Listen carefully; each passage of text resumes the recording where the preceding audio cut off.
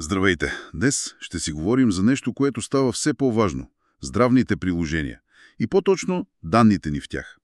Имаме доста материали за едно конкретно приложение Здраве 360, интервю с създателя, някакви примери с потребители, а и поглед върху законите. Целта ни е да разнищим как аджеба, това Здраве 360 твърди, че хем има яки функции, дори с ИИ, хем пази данните на 100%.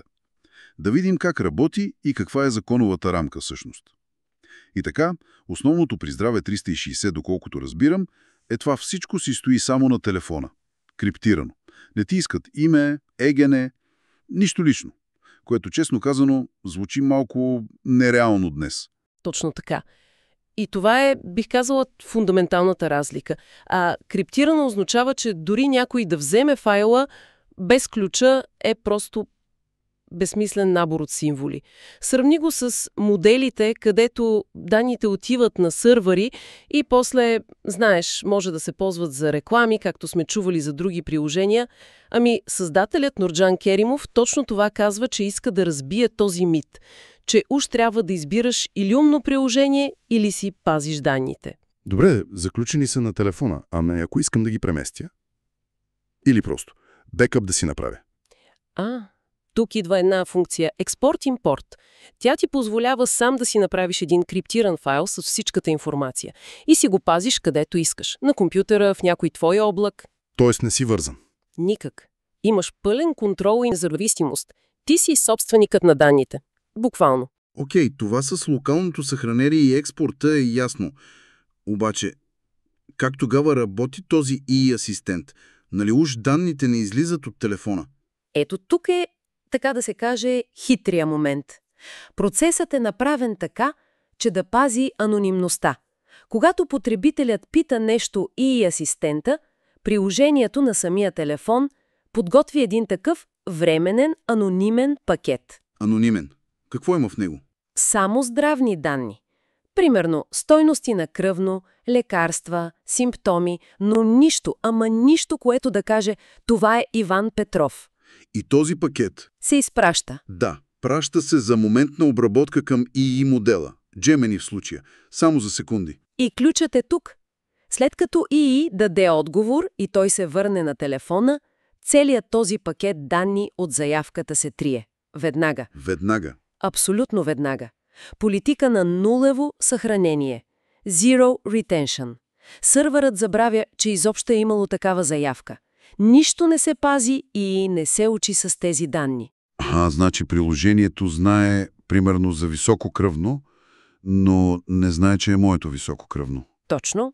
Знае за здравето, но не знае на кого е. Може ли все пак да му дам малко контекст?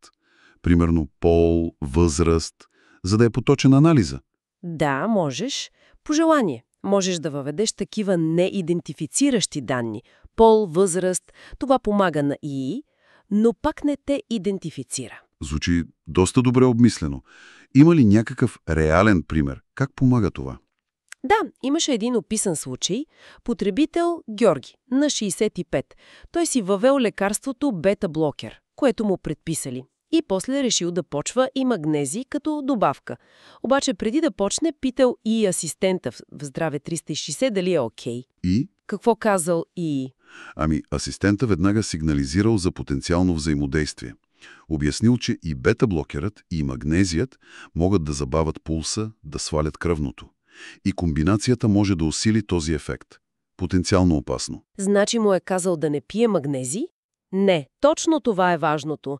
Не му е дал медицински съвет. Казал е нещо като «Внимание, има възможен риск. Аз съм ИИ, не лекар. Задължително говорите с лекаря си преди да започнете». И информира, но не решава вместо лекаря. Точно. Превръща пациента в по-информиран партньор за лекаря, да знае какво да пита. Добре. Това е от страна на приложението. А как стои въпроса с закона? Как той гледа на тези здравни данни? GDPR е кристално ясен тук. Здравните данни – специална категория. За да ги обработваш, особено за маркетинг или нещо подобно, ти трябва изрично съгласие, свободно дадено. Това е много висока бариера. И в България кой следи за това? Комисията за защита на личните данни. каза Ладе. И между другото, жалбите към тях растат, което е добре, хората стават по-осъзнати, но закона често действа след като проблема вече е станал. Докато подходи като този на Здраве 360 вграждат защитата още в дизайна. Privacy by design, както му казват. Privacy by design. Защитата е в основата, не е кръпка отгоре. Именно, не е нещо, за което се сещаш накрая. И това е и посоката в ЕС, с неща като Европейското пространство за здравни данни, повече контрол за хората, сигурен обмен, когато трябва. Като слушам всичко това, не мога да не се замисля.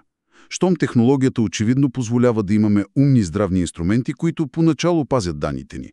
Какво ни говори това за тези разработчици, които избират да не дават този контрол на потребителите? Оставям този въпрос отворен.